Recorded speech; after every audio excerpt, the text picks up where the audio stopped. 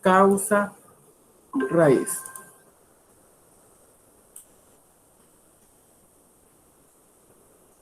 Bien, tenemos análisis causa raíz. Este análisis es un proceso sistemático de investigación retrospectiva, como ya les mencionaba, algo que ya sucedió, una muerte materna pudiese ser, el fallo de un equipo, el fracaso en un proceso fundamentado, si continuamos con la secuencia de análisis AMEF.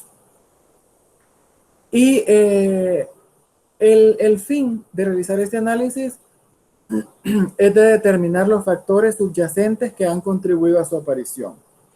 Va a ser centrado en el análisis de las condiciones latentes, sistemas y procesos.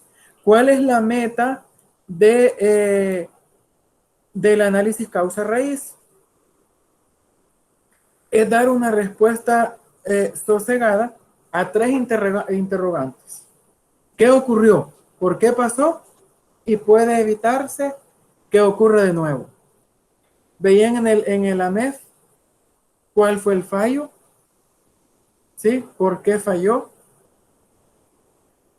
Y nos hacíamos preguntas muy parecidas a las que nosotros estamos viendo en esta parte. O de otra forma, es aprender de lo que ya ocurrió.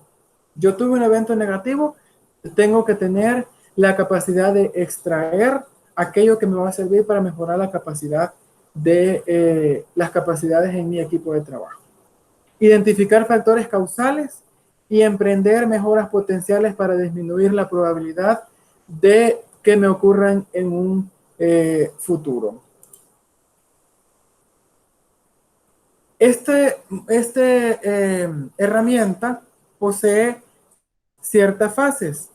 Identifico el suceso, formo un grupo de trabajo, un equipo de consultores, recojo información, describo el efecto, hago un mapa de hechos, hago un análisis de causas y factores contribuyentes y luego hago la exploración o identificación de estrategias de reducción del riesgo. En la primera fase, incidentes y sucesos centinela. ¿Qué eventos yo debo de analizar? Desde una perspectiva que vaya fundamentada en el proceso de mejora continua, dentro de lo que es la atención sanitaria, debemos analizar todos aquellos hechos que sean inesperados. A eso le llamamos un suceso centinela, algo que no sucede con frecuencia, ¿verdad? Que ha ocurrido dentro de los procesos asistenciales y que ha producido o puede producir muerte o una lesión grave física o psíquica. A esto pues nosotros le llamamos un suceso centinela. Una caída de un paciente puede ocasionar una complicación muy severa. La identificación de estos, de los sucesos a analizar, lo podemos hacer partiendo de diferentes fuentes. Uno, pueden ser los informes de incidencia de un responsable de guardia, el informe de caídas, el informe de mordidos por animales transmisores de rabia, etc. Incidentes notificados a sistemas de notificación y aprendizaje. Puede ser a través de las reclamaciones y quejas de pacientes o puede ser el análisis del conjunto mínimo básico de datos. Ustedes se recordarán porque lo vieron en la parte de gestión. Entonces, el análisis causa-raíz suele restringirse a sucesos que sean caracterizados total o parcialmente por las cualidades que vamos a ver a continuación. Trascendencia y gravedad real o potencial. Puede ser el fallecimiento de un paciente en la sala de espera de urgencias. Eso no es algo que yo lo vaya a tener con frecuencia, ¿verdad? Un shock anafiláctico en un paciente ingresado. Puedo continuar enumerando. Trascendental y grave. Puede ser también algo que esté caracterizado por ser emblemático o representativo. Errores en la documentación clínica. Es algo que se nos está dando hoy en día con mucha frecuencia y que no le damos la importancia que tiene. Muchos de los errores en la documentación clínica se dan por problemas de escritura, de legibilidad, ¿sí? Retrasos en tratamiento. Otra de las características puede ser la probabilidad de prevención. Una intervención quirúrgica en un paciente equivocado. Eso es gravísimo y puede ser altamente prevenible y puede ser muy grave también. Puede tener un desenlace muy fatal desde una cuestión económica porque pueden haber problemas o hasta un problema ya jurídico, ¿verdad? O un problema penal. Hay que establecer un grupo de trabajo, un equipo de consultores. Reunimos a las personas apropiadas igual que en AMEF. Sí, es un paso fundamental. Es también muy deseable que este grupo, este equipo de trabajo, esté formado por las personas que estuvieron involucradas en el proceso que estamos analizando. No completamente porque podemos tener sesgo en el análisis, con una visión y una formación en instrumentos de mejora de la calidad y tareas asignadas precisadas. El hecho de que hayan diferentes disciplinas dentro de este equipo va a contribuir en gran manera al análisis desde una perspectiva mucho más amplia, porque si yo cuento con el epidemiólogo, por ejemplo, me va a dar un análisis desde la perspectiva epidemiológica de ese suceso. Puedo contar con la persona que se encarga de la parte de contabilidad y me va a hacer un análisis desde la perspectiva económica de esa situación. Puedo contar con un clínico para saber la perspectiva clínica de ese evento centinela que estoy evaluando. ¿Qué actividades debe de llevar a cabo ese grupo de trabajo? Coordinación del grupo. Es importante siempre establecer un coordinador. El establecimiento también de un calendario de reuniones realista. No voy a escribir que todos los días nos vamos a reunir y al final hice evaluación y solo me reuní una vez para ver ese problema centinela.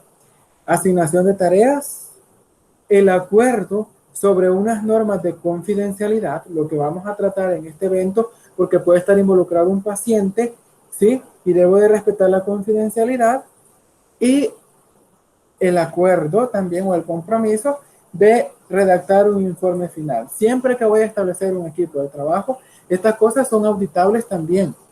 Debe de haber evidencia de que se trabajó y no que se estuvo, como les mencioné, tomando café en esas reunionitis, que hoy la pandemia pues ha obligado a suspender una gran cantidad de reuniones y a utilizar más las herramientas virtuales, que no son la solución completa, pero ayudan.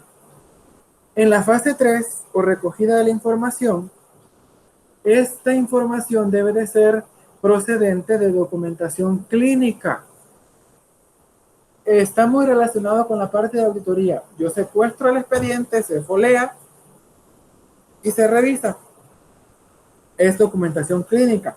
Si es una cirugía en paciente equivocado, voy a ir a revisar el consentimiento informado. Es también instrumento utilizado en gestión de riesgo. ¿Por qué? Porque en ese instrumento hay una parte, y acá me puede ayudar los compañeros que son cirujanos, donde le explican al paciente el procedimiento que le van a realizar. Y ahí es una oportunidad para detectar que no es el paciente que voy a operar. Pero ¿qué sucede muchas veces? Póngame las huellas aquí, señor. Las pone. Pásenlo a sala.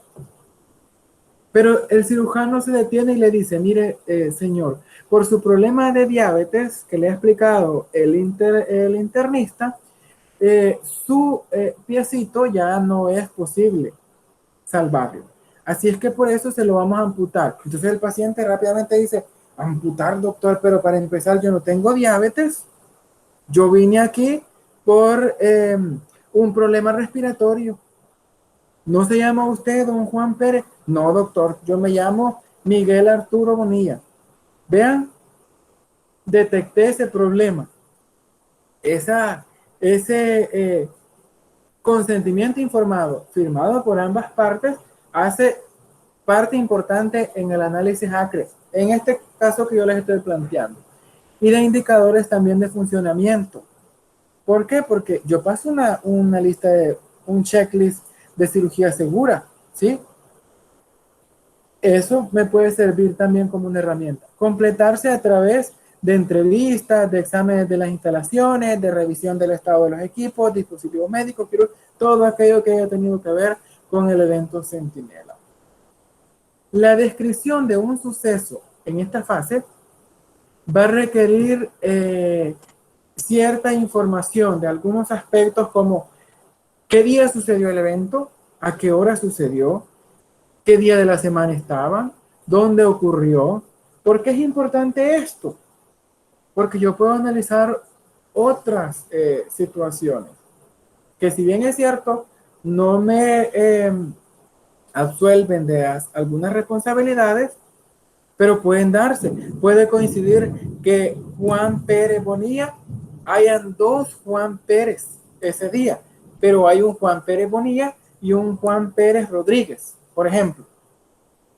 Características del paciente como la gravedad, la comorbilidad, la personalidad, el grado de autonomía, se comunicaba, podía valerse por sí solo, había o no había un cuidador, etc. ¿Qué factores educativos tiene el paciente? No, es que el paciente no entendía nada de lo que le estaban explicando y yo por eso preferí no orientarlo sobre el proceso. Y estaba solo. No es una justificación. Factores que estén relacionados también con el equipo de trabajo y sus actividades, ¿sí? Departamentos, servicios involucrados, servicios clínicos como anestesia, quirófano, radiología, urgencia, mantenimiento, asignación de tareas, normas, procedimientos. Todos estos elementos deben de incluirse en la descripción del suceso, una descripción bien detallada de ese evento. Hay que hacer la descripción del efecto y sus causas, es decir, un mapa de hechos. Es necesario conocer cómo fueron desarrollándose cada uno de los sucesos o los hechos dentro de este evento de Centinela a lo largo del tiempo. Tenemos algunos instrumentos que son útiles, como las tablas de narración cronológica, como la que tenemos acá, y tablas de ocupación persona-tiempo. ¿Cuánto tiempo estaba esta persona acá? ¿Qué ocupación tenía o qué tarea tenía? No, es que fíjese que la anestesista tenía la tarea posterior a la cirugía de vigilar al paciente en la recuperación, porque el paciente todavía venía un poco inconsciente. Pero como el cirujano, vamos a poner la cirujana, se iba a ir inmediatamente que terminara el procedimiento y la anestesista vende joyas y le necesitaba vender una joya, no estuvo pendiente del paciente, no estaba en la ocupación que tenía que estar, ¿sí? Entonces, en la tabla de narración cronológica de los hechos, respondo preguntas. ¿Qué ocurrió? ¿Qué se hizo adecuadamente? ¿Qué no se hizo bien? Información complementaria, ¿verdad? No es que el paciente tenía este y este otro inconveniente o era un paciente, qué sé yo. ¿En qué momento estoy haciendo que ocurrió cada una de esas cosas? ¿Qué fecha y a qué hora sucedió? En la tabla de persona-tiempo, vean, ahí tenemos las personas, que si es un cirujano, si es la jefe de sala, si es el ayudante de la limpieza, una enfermera 1, una enfermera 2, un recurso administrativo, y qué se encontraba haciendo en el momento que se desarrolló el hecho, en el momento que el paciente se cayó y falleció, ¿sí? Se encontraba haciendo la limpieza de los servicios sanitarios del área de oncología, qué sé yo, ¿sí? Para determinar si no hubo un problema o un descuido en esto. El mapa de hechos pretende reconstruir los hechos, valga la redundancia, y circunstancias más relevantes en el proceso de atención al paciente hasta la aparición del evento adverso. Por ejemplo, aquí tenemos un mapa. Yo quiero analizar la rapidez con la que se propagó el virus en X países. Empiezo a analizar mapas de hechos. No, es que en este país no cerraron la frontera, o sí la cerraron, pero a pesar de eso continuó incrementándose el nivel de contagios. Empiezo a analizar los hechos que fueron. No, es que fíjese que en la temporada de la semana tal, del mes tal, es cuando más incremento de turistas tenemos en este país, y eso hizo que se disparara los contagios, etcétera. Entonces empiezo a enumerar qué ocurrió, en qué momento ocurrió, a qué hora sucedió, etcétera. Y luego voy a hacer el análisis de causas y factores contribuyentes.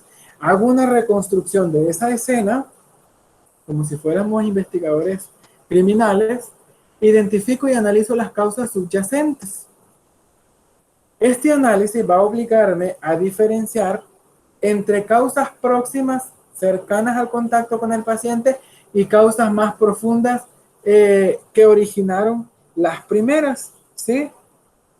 Una comorbilidad, ya mencionábamos, nivel de escolaridad del paciente, dependiendo del suceso. Las primeras son las que se relacionan con personas que realizan su trabajo en primera línea, como escuchamos ahora, ¿verdad? O en el filo del bisturí, quien está aplicando ese procedimiento de canalización de vena, de cuidado del paciente y que no se me tiene que caer, de realización de esa cirugía.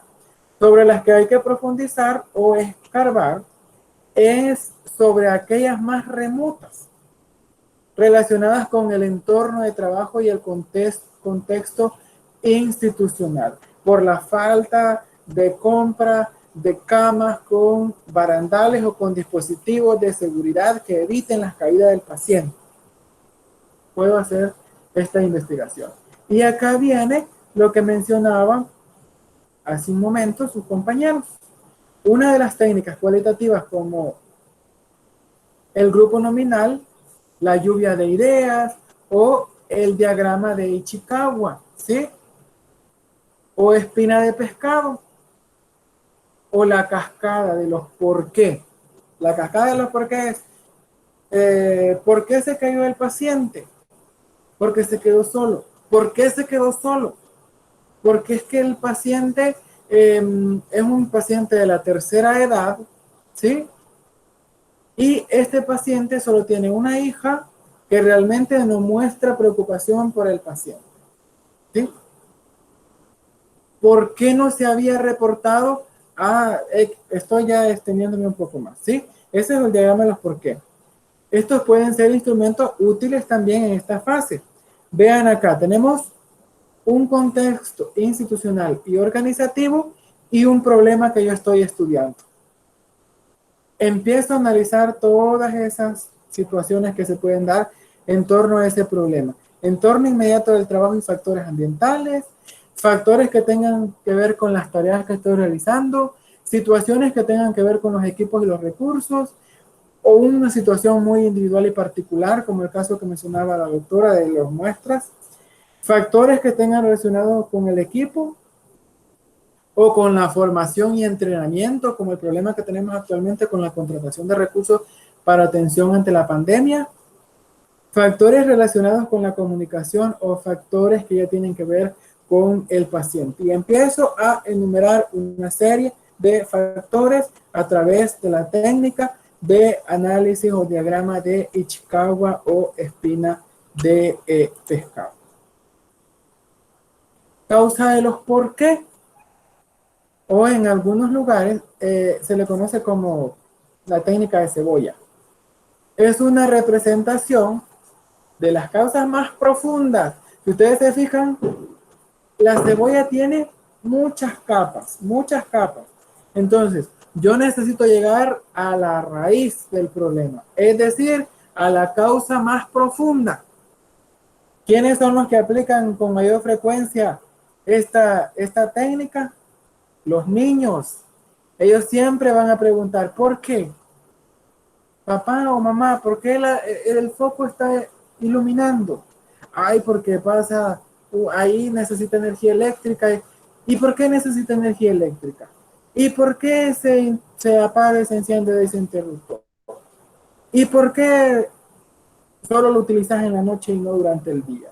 ¿Y por qué? Y siempre van a tener un porqué. Entonces, tras una causa aparente, por ejemplo, un error en la administración de medicamentos, hay siempre varios por qué. Y a la respuesta que obtengo de ese por qué, le planteo un nuevo por qué. A analizar y que viene a ser también como las capas superpuestas de una cebolla, ¿sí? ¿Por qué se le cumplió el medicamento erróneo al paciente? Porque en la farmacia me dispensarizaron el medicamento equivocado. ¿Por qué la farmacia administró el medicamento, dispensarizó el medicamento erróneo? Porque no entendió la letra del médico. ¿Por qué la letra del médico es ilegible? Porque yo tengo gran cantidad de trabajo, ¿sí? ¿Por qué dice usted que ese día y esa hora tuvo gran cantidad de trabajo? Si ya le revisé el registro de consulta y solo tuvo 2 pacientes en 10 horas. Estoy exagerando porque yo sé que tienen muchos más. Pero nada más estoy ejemplificando por qué, por qué, por qué. Menciónenme ustedes un ejemplo de un evento donde nosotros empezamos a aplicar el por qué, o la técnica de los por qué, o la cascada de los por qué. Les escucho.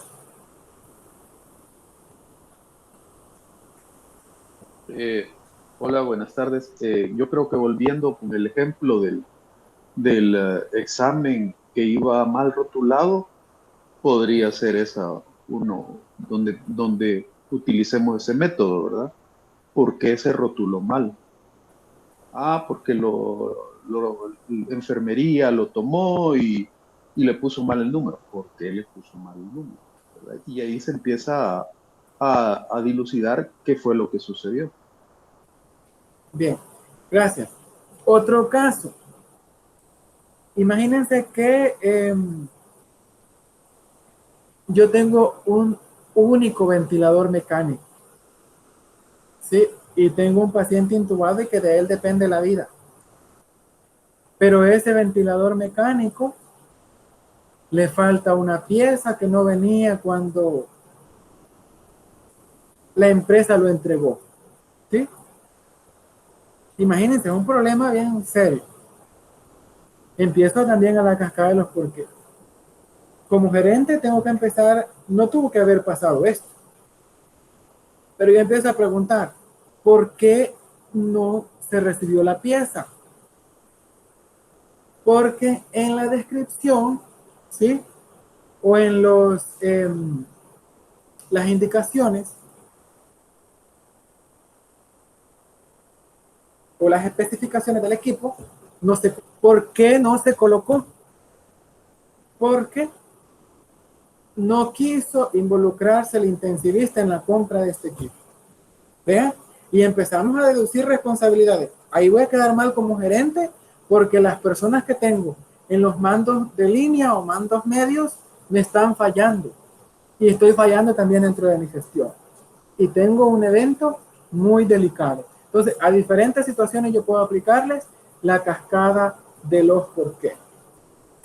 Los factores contribuyentes en la aparición de incidentes y eventos adversos, obviamente distintos en cada situación, pero sobre los que es deseable que vayamos indagando, tenemos acá algunos ejemplos, como el contexto institucional y organizativo, limitaciones económicas, estructura organizativa, cultura de seguridad que no tenemos, prioridades. No es que aquí se le da más prioridad a la contratación de recursos, pero no a la formación de estos, porque el hecho de que yo tenga un médico, una enfermera, un laboratorista, etcétera, con su título aquí, no me garantiza que conozca muy bien su trabajo porque desconoce los equipos con los que yo estoy trabajando, desconoce los procesos que aquí están, ya decía Alma, varían de un establecimiento a otro, por eso es importante la parte de inducción y capacitación del personal. En cuanto al paciente, contribuyen la edad, la complejidad clínica, hasta la creencia puede ayudar. Imagínense las etnoprácticas, que somos tan enemigos de la parte de etnoprácticas, ¿sí? El lenguaje, la comunicación es muy importante. Hay pacientes que ustedes le dicen, no, es que usted tiene un problema en el testículo y el paciente no sabe que es un testículo, ¿sí? Pero si usted le dice, es que uno de sus compañeros, sí, sí, ya el paciente comprende, ¿vean? Por eso tengo que saber la parte de comunicación. Individuos, problemas personales, problemas familiares, problemas domésticos, salud física, mental, etcétera, que tienen que ver con cada uno de los individuos. Tareas a desarrollar, guías, procedimientos, normas y protocolos, existencia, qué tan accesible está, qué tan sencillo es utilizarlo, son o no actualizados, etcétera. Son factores que van a contribuir a estos eventos. Comunicación, si es comunicación verbal o si es escrita, pero el paciente no sabe leer. Yo estoy diciendo algo, pero mis gestos están diciendo otro. Como por ejemplo, ya llevo 2 horas aquí dando la clase y ustedes me están viendo y ven que mi cara es de que ya no quiero estar aquí. Es no verbal. Tengo que tener mucho cuidado con lo que estoy transmitiendo. Equipo. ¿Cuántos profesionales tengo? ¿Cómo está la estructura de ese equipo? Liderazgo. ¿Cuál es el estilo de gestión? ¿Sí?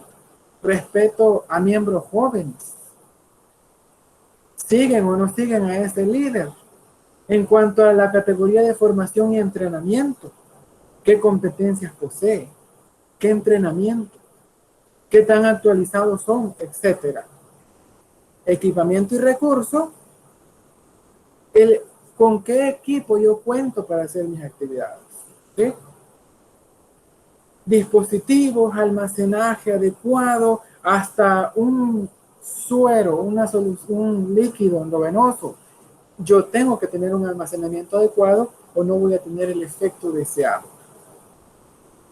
Y el entorno inmediato de trabajo y factores ambientales, ¿sí? Hasta el diseño arquitectónico tiene mucho que ver o contribuye en la parte de desenlace de eventos. Las causas raíz que están más comúnmente implicadas en eventos adversos son fallos de comunicación. No es que yo no entendí eso, ¿sí? Es cuestiones que tienen que ver con estamentos o con cuestiones de liderazgo, niveles jerárquicos, fallos en la organización, ¿sí? Me ponen demasiados turnos, la falta de asignación precisa de tareas, muchos turnos pero no me dicen que voy a tener que venir a hacer, o muchos turnos y demasiado trabajo, insuficiente información disponible, problemas de la continuidad asistencial, ¿sí? Escasez en estandarización de procedimientos. Aquí cada quien hace el procedimiento como mejor le parece o de acuerdo a la vieja o a la nueva o a la futura escuela. Son cosas que escuchamos a diario y que me pueden generar problemas de riesgo. Instalaciones y recursos obsoletos, insuficiente automatización de procesos y fallos en la evaluación también del paciente. Tenemos la propuesta del plan como una fase 6, que esta es la finalidad de hacer cualquier análisis, ¿verdad? Para que esto no vuelva a suceder o que al menos sea menos improbable de que en caso de producirse sus consecuencias sean pues lo menos lesivas. Estos deben de centrarse en un plan de acción y para que esto se garantice el éxito de cualquier plan, es preciso que se actúe con una metodología sencilla, pero que siempre estén bien definidas las actividades que se van a realizar. Un cronograma con tiempos establecidos, con recursos, indicadores de control y evaluación y los responsables y profesionales también involucrados en el desarrollo de cada una de estos, ¿sí? Acá hay un ejemplo de una tabla de seguimiento de acciones de mejora, donde vamos estableciendo columnas con hechos, causas. Como ya mencionaban ustedes, podemos aplicar el proceso de las muestras, la confusión de muestras, cuál es la causa raíz, qué soluciones le puedo dar, qué barreras yo tengo, qué responsables y cuánto tiempo, y algunos indicadores de evaluación, de seguimiento que yo debo de establecer para ese evento centinela, para esos hechos, esa causa que encontré.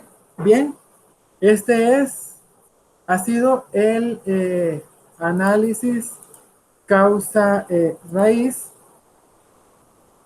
que es una de las segundas herramientas dentro de, el proceso de gestión. Ahora les cedo el espacio a ustedes para que puedan agregar algún aporte o comentario con respecto a esto.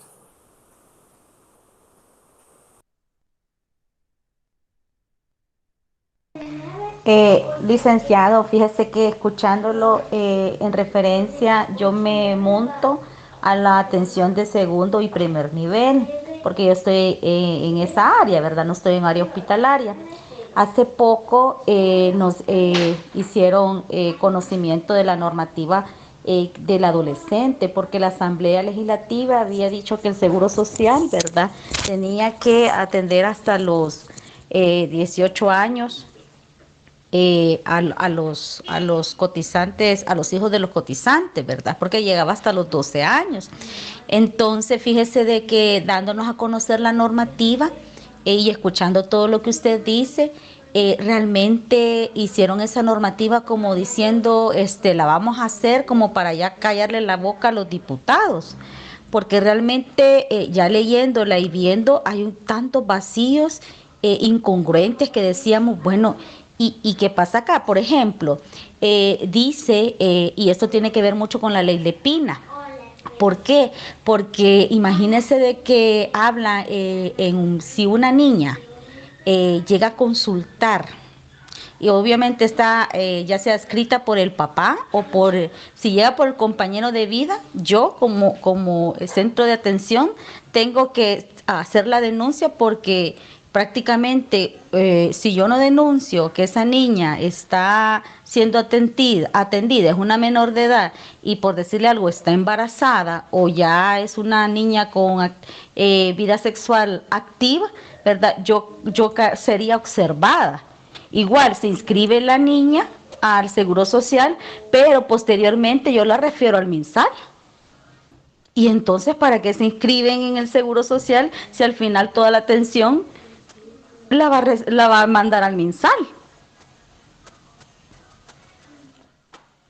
Otra cosa también, hablábamos de referente a la atención, que era la atención que se le iba a brindar a estos niños. Pasaba la consulta externa, pero viendo el portafolio de qué enfermedades usted iba a ver, prácticamente son enfermedades de una emergencia, una fiebre tifoidea, iras, o sea, nada que ver. Entonces, después nosotros viendo y quiénes son las personas que hicieron esta normativa. Y yo siento que a veces falla eso el instituto, porque son gente que no están en la área especializada. Por ejemplo, yo creería conveniente que unas normativas lo tiene que hacer gente que está en el segundo nivel, si estamos hablando de la adolescencia en segundo nivel. Pero lo hace gente del tercer nivel que con mucho respeto no saben de los programas. Georgina, según lo que usted me plantea, el riesgo que usted visualiza es de ver el abordaje integral en el adolescente. Y que Así es. solo se quedan con la atención de las emergencias en el adolescente, de acuerdo a la normativa. Exacto, pero lo que yo le quiero decir es que al final, o sea, ¿de qué le sirve? Yo decía, ¿de qué sirve hacer las inscripciones si al final usted va a referir al MinSal? O sea, llega la emergencia y usted no lo va a poder referir al hospital general a que lo operen al niño de 17, 14 años. Lo tiene que referir ya sea al Rosales o al Planes de Renderos, ¿me explico? Sí, y en cuanto a las guías de abordaje del adolescente, hay mucha variabilidad del seguro social a el MINSAL. Entonces, Así es. esto también es muy riesgoso para esta población. Entonces, Incluso, perdón, ajá. con lo que usted mencionaba de denunciar, Ujú. ahí hay una situación muy compleja porque entonces corremos riesgo como personal de salud. Así es. Le voy a poner el caso y qué es lo que sucede comúnmente y doctora Cordero me va a desmentir en esta parte si estoy equivocado. La mayoría de adolescentes entre 14 o 12 y 17 años, su compañero de vida es una persona con problemas que ya conocemos. Entonces, hacer una denuncia implica una cuestión de seguridad, un tema de seguridad para el recurso de salud. Así es. Entonces, Fiscalía debería de actuar únicamente sobre adultos o entrar a analizar la información y ver los registros y a través de ello detectar que hay un adolescente de esta edad con, con una inscripción por embarazo para hacer una investigación por su cuenta y no llegar y decir que lo mismo porque la unidad o la unidad comunitaria de salud de Torola puso la denuncia, que es lo que muchas veces sucede. Exacto, porque por ejemplo, los lineamientos que nos dieron en el Seguro Social es que nosotros, a través de trabajadora social, tiene que hacer la denuncia al CONNA, en este caso, ¿verdad? Al CONNA, y el CONNA, ¿verdad? Porque hay un sistema que se ha creado que se llama DAR, ahí que es dentro del programa, ¿verdad? Ellos van a hacer una visita, imagínense, a esa menor para ver si está o sea, con consentimiento con esa persona o está obligada a estar con esa persona. Entonces yo le digo, o sea, esas cosas son bien delicadas. Vaya, y ahí hay una situación con la ley Letina, porque la ley Letina no establece que una niña de 13 años, usted le va a ir a preguntar, "Ah, eh, porque querés con Exacto. él o estás obligada". No, actúa y ya tipifica el delito, esté o no con consentimiento. Pero imagínese, si al menos los lineamientos que nos dieron a nosotros, que si nosotros no, o sea, lo reportamos, caemos como institución en una falta. Sí, pero sí, ahí lo que tienen que revisar es los procesos Exacto, para o sea, generar efectividad. licenciado, o sea, yo hago el ejemplo en base a lo mío, ¿verdad? O sea, no en referencia a lo del tercer nivel, porque yo que estoy viendo los programas y todo eso, imagínese o sea, que nos hace falta, pues, o sea, y realmente hay un montón de cosas que no están bien en ese aspecto, o sea, y llegamos a la conclusión que prácticamente solo se sacó la norma como para decir, vaya, miren, diputados, aquí está, ¿verdad? Porque no se contempló más recursos para atender a esta población que se viene adscrita, ¿verdad? Ni nada de eso, sino que el mismo personal atendiendo a los adolescentes, que otra cosa bien difícil, porque fíjese que hoy con lo de la pandemia, usted sabe que la población de esa población prácticamente son las que más andan, o sea, ¿verdad? Para arriba y para abajo, y dentro de de las consultas que se tienen que dar están las iras. Entonces, si usted lo tiene como consulta externa, ¿cómo va a poner a esos niños a una consulta externa ahorita con lo de la pandemia? Sí, es una situación muy compleja. Exacto, entonces, ese es como un ejemplo, ¿verdad? De lo que usted estaba diciendo en lo de segundo nivel. Gracias. Bueno, gracias. Como ya mencionaba, los viene el evento Centinela de ella, pues un embarazo en adolescente. Imagínense todo lo que esto puede conllevar. ¿Alguien que desee agregar algo a la clase? ¿Un aporte, comentario? ¿Alguien más? Solo comentarle que excelente lo que nos ha compartido en esta tarde. Muchas veces en los lugares de trabajo nos dicen, ¿y para qué están estudiando? Y la verdad es que ya se puede imaginar llegando a innovar nosotras como con Mirna, como enfermeras supervisoras, gestoras aplicando estas herramientas.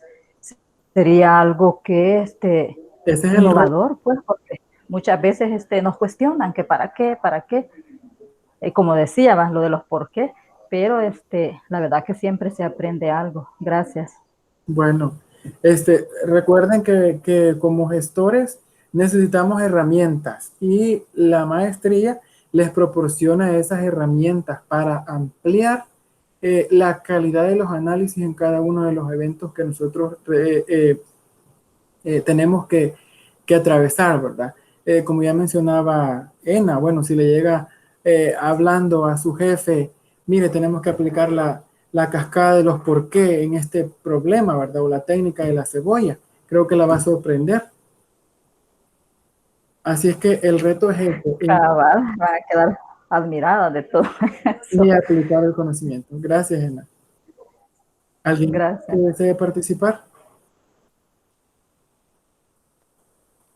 Bueno, licenciado, a mí en lo personal, felicitarlo, ¿verdad? Y me pareció bastante la dinámica que hizo del ejercicio que resolvimos, porque participamos todos y así es como se aprende haciendo. Exactamente. Nosotros los adultos aprendemos así, ¿verdad?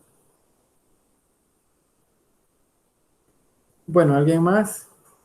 Recuerden que Lick Méndez está presente y se van a quedar con ella para abordar algunas situaciones. Así es que me gustaría que si hay algún comentario lo expresemos ahorita, si no, yo pasaría a dejarlos con ella. Licenciado, solo hoy que ya estamos presentes todos, no sé si con el tema de lo del examen lo vamos a discutir después o si es oportuno ahorita. Sí, tengo que calificarlo porque si recuerdan es calificación manual y depende de los resultados. Yo me reuniría con Lick Méndez para plantear una alternativa de solución a la problemática, no con la persona que tuvo problemas o sea, que prácticamente la plataforma o no sé cuál fue la falla, pero que el intento se finalizó antes de los 30 minutos y no pudo responder prácticamente nada. Entonces, con esa persona yo sí tengo que hacer una nueva clave exclusivamente para ella. Lick, pienso Ok. que fuera de la nota que tengamos, sí, hacer como el ejercicio antes de cuánto se tardaría usted llenando el examen, porque sentí el tiempo muy corto, independientemente de la nota que tengamos cada uno. Entonces, sí hacer el ejercicio porque hubieron preguntas que nos faltó que ampliar un poquito, sí las respondimos, pero ampliar un poquito por lo mismo del tiempo, Sí, solamente. fíjense que hay dos situaciones con respecto a eso. Permítanme, voy a dejar de grabar porque esto se lo voy a subir en la plataforma.